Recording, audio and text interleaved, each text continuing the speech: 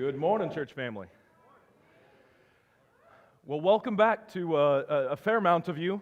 We've been discussing the past couple weeks that with the holidays, and we've been missing several people. So, and when the singing started this morning, we're like, there they are. Thank you. That's great to see you. I hope you've had some fantastic holiday time and the holiday season and all the things going on. We've been working this year so far trying to get off on the right foot, trying to set on the right path. And so that's what we're talking about leading into Vision Sunday next week is this idea of being along the right path.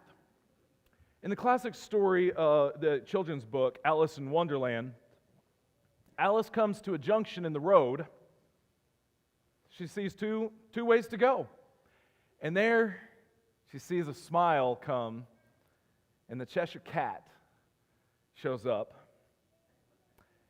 She asks this Cheshire Cat, "Would you please tell me which way I ought to go from here?" Which the cat replies, "That depends a good deal on where you want to get to."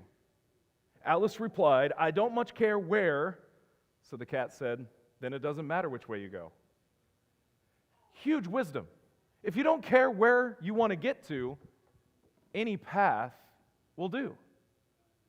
There's a lot of understanding. Like, I'm going to admit, Alice in Wonderland isn't my cup of tea for books. You're welcome. Some of you that caught that. Because the Mad Hatter and okay, never mind, I won't explain anymore. It's not my style, it's not my joy with this, but I've always had a fascination with the wisdom of this cat. Because the annoyance that he can be, yet at the same time, just, it really doesn't matter which way you go if you don't care where you end up. And that is a huge principle for us. Sometimes it's kind of nice to just wander, though, right? If I have time on my hands, and I find myself, especially like in a town or a city, I like to just meander. I like to wander and see where I end up, because sometimes you see some things that you never would have seen before. I like to do this as well. My family likes to go hiking. Now, whenever we go hiking as a family, we stay on the trails, and we have wonderful little devices with GPS on there to make sure when we hit little forks in the road, which route do we go. We enjoy that, but there's just some times that you're like, I kind of want to get off the beaten path. And you see some amazing things when you do that.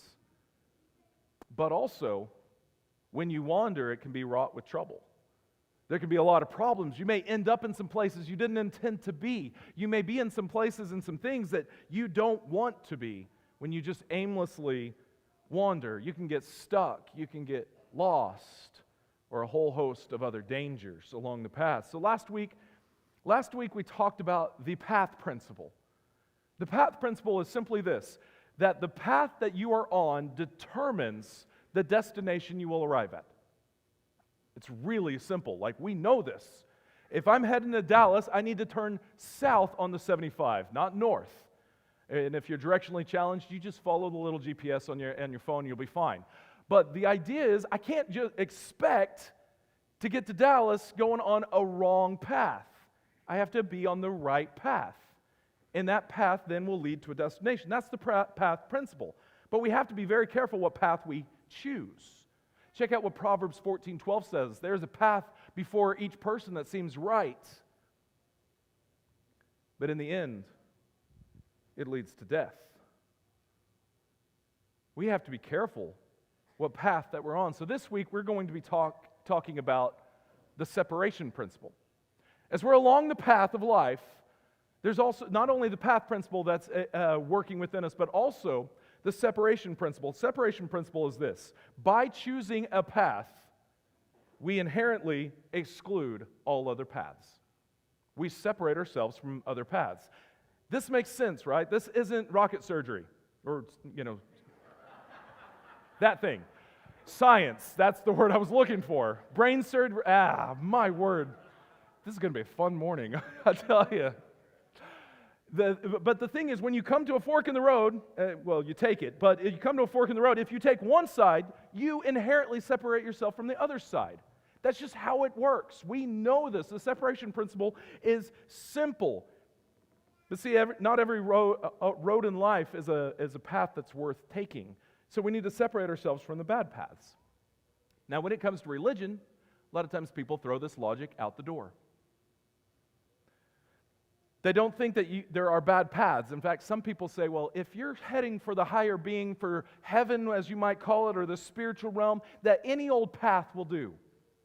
In fact, this is one of the world religions, Hinduism, has a saying about this. It says this: there are hundreds of paths up the mountain, all leading in the same direction.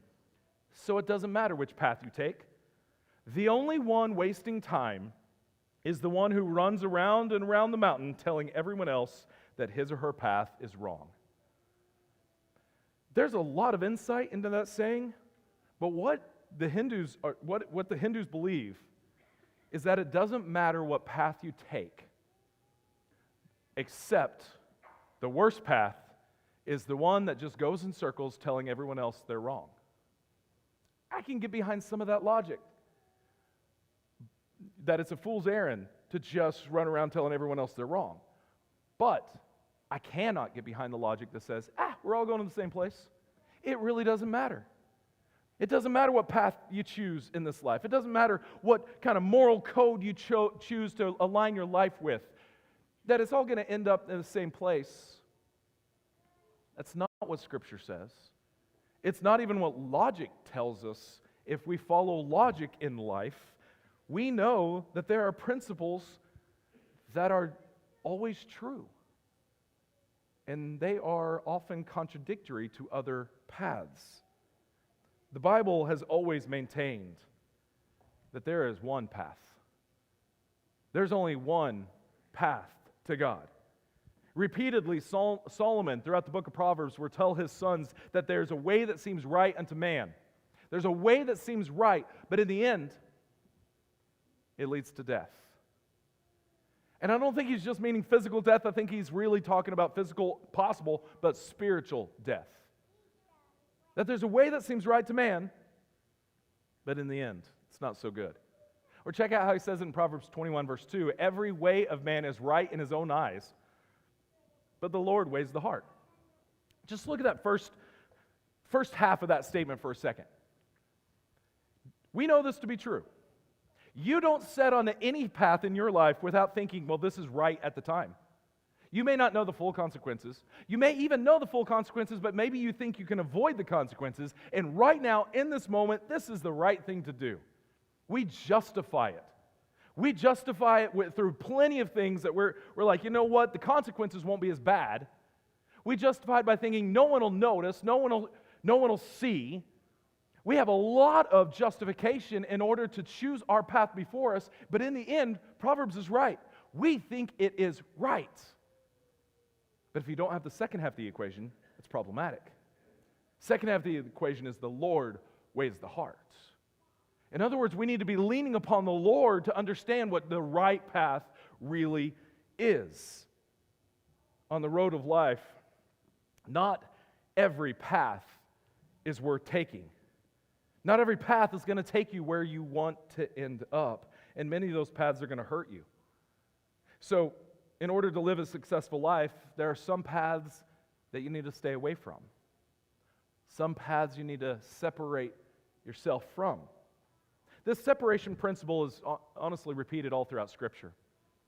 It's repeated a lot of different ways about how to separate yourself from the other paths. God calls the nation of Israel. At first, he calls Abraham, and he says, I'm going to give you a son, and from this son, you're going to have a nation, and this nation, from this nation, is going to bless all the nations of the world. But he's calling them out of saying, the Israelites are my chosen people. They are different from the rest of the nations. That doesn't mean that God doesn't love the other nations. It just means that he is separating his people in which something amazing is going to happen with the Israelites. That's what he's saying. He's separating them. Now, this separation principle also applies to a lot of things of what would make this nation what it is. They would have to be separated from certain foods. They couldn't eat certain things. They had to be separated for certain lifestyles that the rest of their neighbors would enjoy. They had to be separated in how they would dress, how they would worship, how they would behave. And it's obvious. When you go back and look at the culture of the Jewish nation versus the culture of all the other surrounding nations, the Jews were different. The Jews looked weird. The Jews were separated. This separation principle, it was established in the Old Testament and continues all throughout the New Testament. But in a word, before we leave the Old Testament understanding, in a word, God called them to be holy. Leviticus 19:2, be holy because I, the Lord your God, am holy. To be holy means to be separate. Or maybe a better way to understand it is to be set apart. To be holy means to be different, to be other. There's a different kind of category for separate things. It means we don't look the same as those who don't follow God. That's what it means to be holy. Is whenever someone else is looking at you and someone else who is not following God, they should be able to clearly see that you are holy, that you are different, that you're on a different path because you have separated yourself from all other paths. Christians should be a people who keep themselves separate from worldliness. Now, that doesn't mean that we can't be in the world. That doesn't mean that we don't go to the places of the world in hopes to redeem the world. This is exactly what Jesus did. He was criticized quite often for being a friend of sinners, for going into places where the sinners were. And a lot of times we have taken the same stance as the Pharisees of saying, well, you can't be with the sinners and still be holy and separate. Well, one quick look at Jesus tells you can. Jesus went to the sick because they needed a doctor. He went to them in order to redeem them, to bring them to holiness as well. But that doesn't mean that Jesus participated in every part of that lifestyle. That doesn't mean that Jesus all of a sudden became a sinner, simply that he was willing to be around. He still looked different. He still acted different, and it was compelling. And I'm going to put before you that it is still compelling. It is still compelling to live a holy life. When you do it, people notice. You may get criticized by some. Others, some may look at you and go, who do you think you are? Some sort of goody two-shoes, some sort of, more holy than thou, more righteous, all of that. You may get some criticism, but the thing is, that light that you're shining will be a beacon to those who, whenever their path ends and they realize where it left them, they're going to look back and say, man, there was a light over there. And you're going to be that light because you were separate. You were different.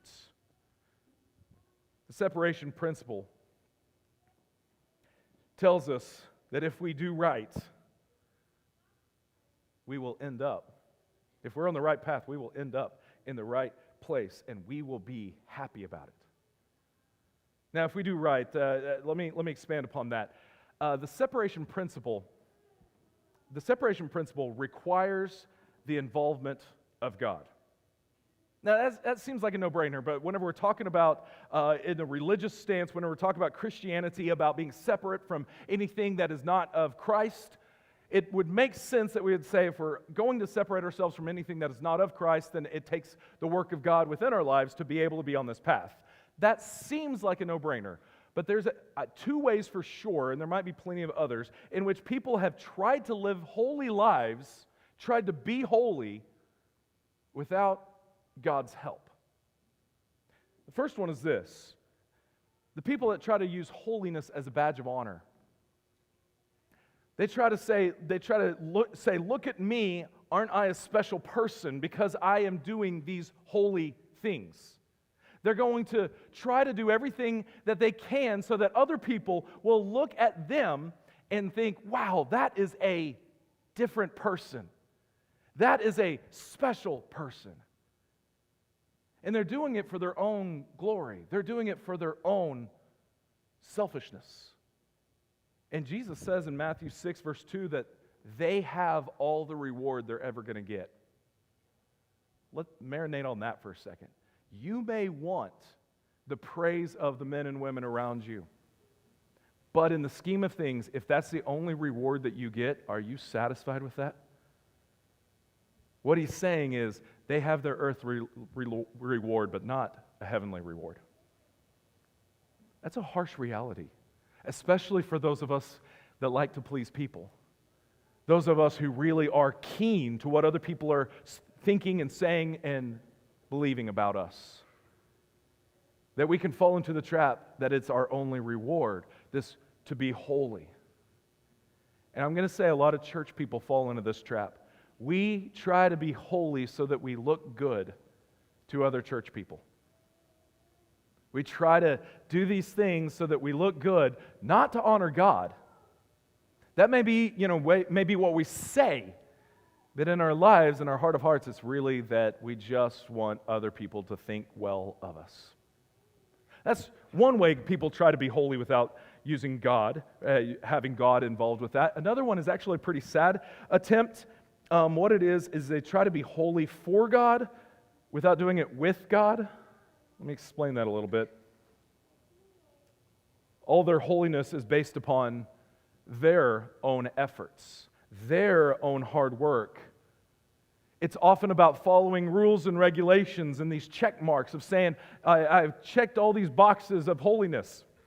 And it's not necessarily so that others can see, although that's maybe part of it, but it's almost like bringing it to God of saying, I've done all the things you've told me to do. Isn't that enough, Lord?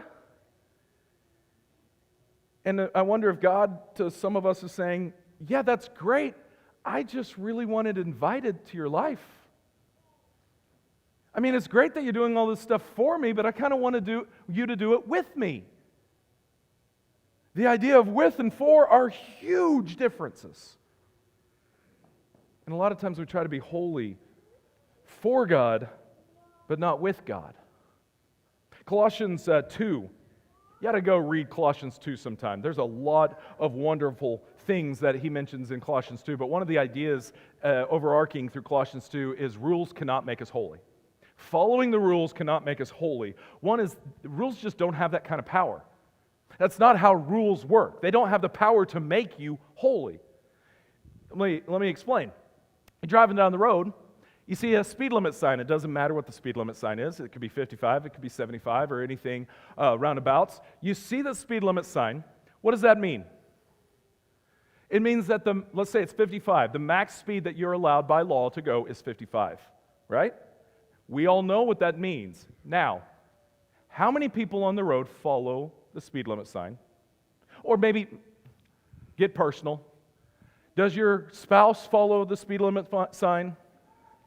Just by personal, I figured they might be more honest than you are. Do your parents follow the speed limit signs? Yeah, look at my girls over here. They're like, nope. I know, this is convicting, okay? Why? Well, there's probably a host of reasons because, we just are in a hurry. We have plenty of things, and seriously, I can drive at whatever speed and still be safe and all those things. But you know what's happening is we are justifying breaking the rules. Every time we do that, we are justifying breaking the rules because, well, it's okay. I can do this. It's all right. But see, every time I do that, it just highlights that I am not a really good rule keeper. Like there are thousands of rules that I should be following, not just as a citizen of this country, but also as a citizen of the kingdom of heaven. And those rules, I'm really not good at following. Because there are times, whether it's of weakness or just blatant sin, that I disregard and ignore the rules before me. And that's just how it works. We're really bad at following rules. I'm really glad that rules can't make us holy, because we would never be holy, because we can't follow the rules well enough to be holy. But the second side of this that Colossians kind of hits into is a little bit harder. It's a little bit deeper I got to peel back a few more layers in my heart to realize this is me as well. That rules often deceive people into thinking that the rules is what matters. People begin to live their lives for the rules. It's kind of like standardized testing. How many educators do we have? I know we have several educators. People work in education of any form. All right. Standardized testing is a long-going conversation. It's been going, not just in the state of Texas, but anywhere. And most of you that are in education, like, you shake your head with it, because one of the things that is proven over and over again is they're finding out that teachers begin, the more that you push standardized testing, teachers begin to teach to the test. They don't teach information, they don't teach love of information.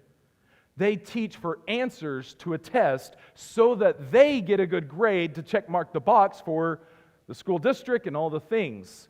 And it's a really, I get the concept, but it ends up being kind of the tail wagging the dog in education. That's what happens when church folk too. Is what we end up saying is the rules and regulations is something that you got to follow, and I'm convicted in this. And so I'm so convicted that you got to follow all these rules and regulations to be holy, that I'm going to impose on other people that you have to follow these rules and regulations to be holy. And all of this is saying that I think that the rules and regulations are more important than my walk with God. Now you may be thinking, isn't the rules and regulations part of your walk with God? Yes! But here's the thing every one of us should know, is that you can follow rules and regulations without having any relationship with the one who made the rules and regulations. He wants us to walk with Him. And when you walk on His path, you're going to be in His shoes. You're going to be with Him, and you're not going to do the things that you're not supposed to do, and you are going to do the things that you are supposed to do, because Jesus is doing those things or not doing those things.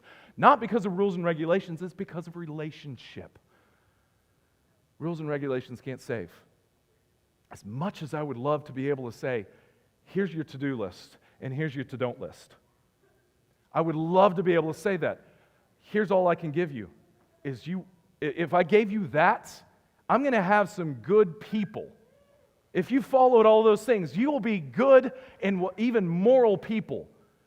But good and moral people will also end up in hell if they don't have a relationship with Jesus. And so we need to separate ourselves from anything that is holding us back. Walking with God is the practice of staying on His path and separating yourself from anything else. I read a story about a man who had moved to the Maine coast, up there in Maine. He was invited to go lobstering, which I just think would be wildly fun. I have no skills in fishing. Maybe I have some skills in lobstering. I have no clue. I think this would be fun. But the harbor that they would go through is just ordinarily treacherous. There's a lot of barely submerged rocks that will just rip open the bottom of most any boat if you don't know where you're going.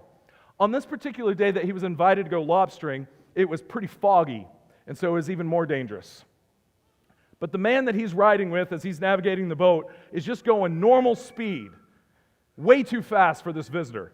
But it's just normal speed, just going through zigzag course to get to the normal lobstering pot, I think is actually what it's called. Look at me go, but I could be wrong on that. Thing is, he gets pretty nervous. The new guy gets nervous because he's watching this and he knows that there's rocks here and he doesn't want to die today. And so he nervously tries to make some conversation. He says, hey, do you know where all the rocks are? And the fisherman said, nope. And just keeps going. A little bit later, the man's like, well, okay, how do you know where to go?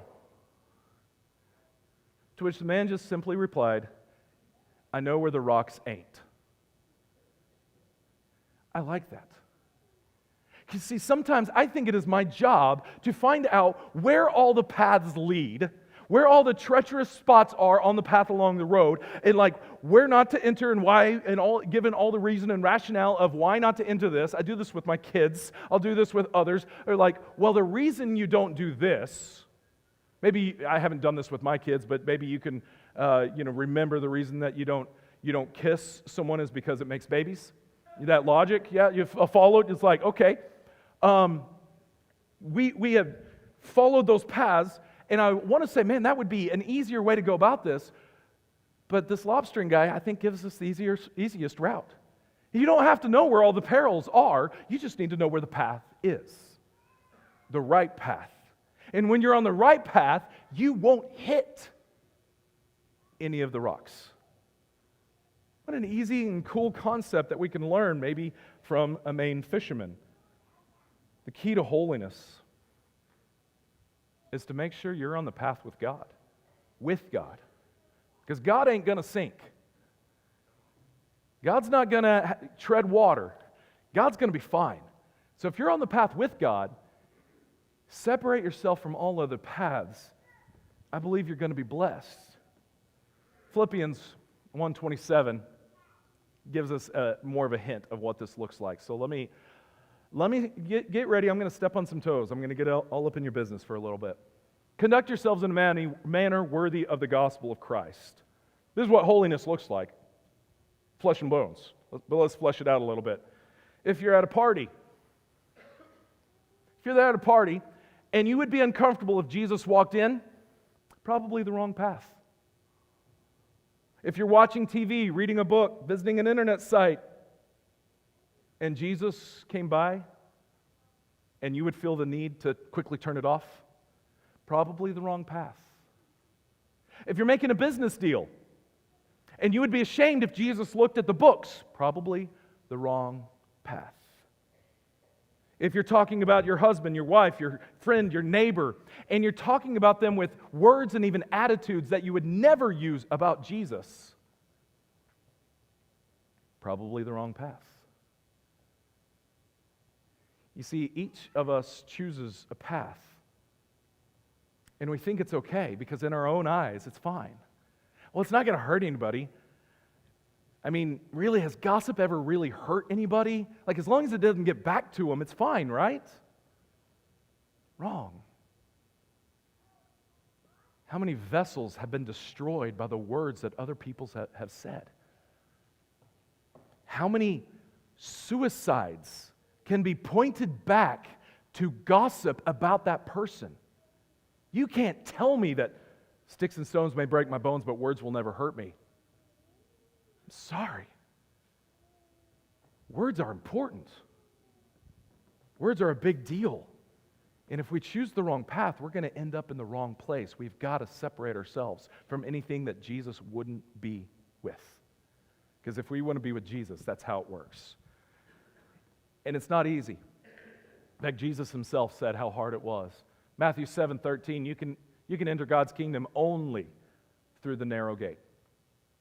The highway to hell is not only a song, but it's also broad. Its gate is wide for many who choose that way, but the gateway to life is very narrow and the road is difficult, and only a few ever find that stairway to heaven, just to give you the other side of that song. Jesus is the gate. Jesus is the way. John is telling us that. John 10 and John 14. He's the gate. He's the way. If Jesus isn't involved in the path that you're on the wrong path. I don't care how nice it may be. I don't care how comfortable it may be. I don't care how well it seems to be in your eyes. If you look around and Jesus isn't on the path with you, you've made a wrong choice somewhere. You got to separate yourself from the path that you're on to get back to the path with Jesus. Because those who walk with Jesus, they get it. They know it. I'm going to close out with a story you may have heard of, you may not have heard of, but a few years ago, several years ago, a heavy metal musician by the name of Brian Head Welch had a story of a life change that came up. Now, some of you, if you saw this man walking along the side of the road, you would either be tempted to give him some money because he looks homeless, or be tempted to lock your doors because he looks dangerous. That's on purpose. See, you may not know much about heavy metal music, but if you did, you would know this guy. He's one of the founding members of a group called Korn. Don't really recommend it, but Korn is the band, and they sold 25 million records. Now, in pop world, that's not a huge thing, but in heavy metal world, they're pretty big. This guy has an impressive story because he decided to leave the group and put his life on a different path. Brian wrote a book about what changed him, and I'll just sum it up. Jesus. In fact, if you want to go look and hear more of a story, go to I Am Second. If you've ever seen those videos, there's a great few videos about him on I Am Second. But one of the things that he says is after doing, I think it was meth, like he came home and had a line of meth. You can tell me I'm really in the knowledge of culture. I think that's how you say it. He took a line, and then he looked at his daughter that he just set down in front of the TV, just a little girl. And in that moment, he was like, God, if you're up there, she doesn't stand a chance with a father like me. And he began to pray. He began to change his life. See, before he met Jesus, he said his life was filled with loneliness, depression, self-destruction, and an addiction to drugs. Now, he's wealthy, he's famous, he's got all the things, but he lacks the thing. Here's a quote that he said, I was able to test drive this world. I got the fame and money. I tried all the drugs, the women, and all that stuff. And when Christ touched me, none of that stuff compared. I think he's on something. I mean, this is what Solomon would say in the book of Ecclesiastes, is that I've tried all of these other things. But in the end, this is what's important. When you're on the right path with God, you really see how every path doesn't mean anything else. When you have truly separated yourself to be holy with God, all other paths, they fade. Yeah, they might be interesting. That's what temptation is. They might go, you know what? I've been on that path before and it felt good for a while, but you know what? I can also remember whenever I followed that path to its logical conclusion, that didn't feel so good. I wound up in a few situations that I'm still dealing with now. So, I know God isn't there. God isn't with me on that path. He may show back up again whenever I'm ready for Him, but He's not on that path with me. I want to stay with God. And that's the commitment that we have to make daily. Because let's be honest, Satan wants so bad to get us off the path every day. Every day he is working because he knows all it takes is one day, you off the path, and you may never get back on the path as long as he keeps your focus away from Jesus. So every day, you got to wake up, every hour, every minute, you got to keep on looking around saying, all right, Jesus, are you on this path? Am I on the right path? Because if you're not here, Lord, I want to find you again. I messed up somewhere.